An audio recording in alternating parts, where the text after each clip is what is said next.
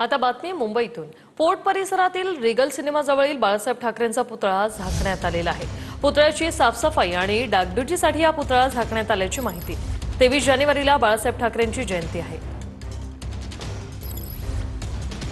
शिवसेना प्रमुख बाळासाहेब ठाकरे यांचा एकमेव मुंबईतील पुतळा जो आहे तो कुलाबा येथील रिगल सिनेमाजवळ आपल्याला पाहायला मिळतोय। 23 जानेवारी 2021 यावेळेस या पुतळ्याचं अनावरण जे आहे ते तत्कालीन मुख्यमंत्री उद्धव ठाकरे यांच्या उपस्थितीत झालं होतं। आता निवडणुकीचा कालावधी सुरू आहे आणि याच निवडणुकीच्या कालावधीमध्ये आपण पाहतोय की रिगल सिनेमाजवळील बाळासाहेब ठाकरे यांचा पुतळा जो आहे पूर्णपणे ग्रीन कार्पेटने जो आहे तो झाकण्यात आलेला आहे आणि यावरती वॉर्ड ऑफिस कडून किंवा मुंबई महानगरपालिकेकडून कोणतीही प्रतिक्रिया देण्यात आलेली नाही। परंतु आपण जर पुतळा आजूबाजूने जर बघितला तर हिरव्या कापडाने जो आहे तो झाकण्यात आलेला आहे आणि आतमध्ये त्याच्या डागडुजीचं काम जे आहे ते काम सुरू असल्याचं सध्या तरी आपल्याला या दृश्यांमधून दिसतंय। परंतु ऐन निवडणुकीच्या काळामध्ये बाळासाहेबांचा पुतळा का झाकण्यात आला असा देखील प्रश्न जो आहे तो उपस्थित केला जातोय।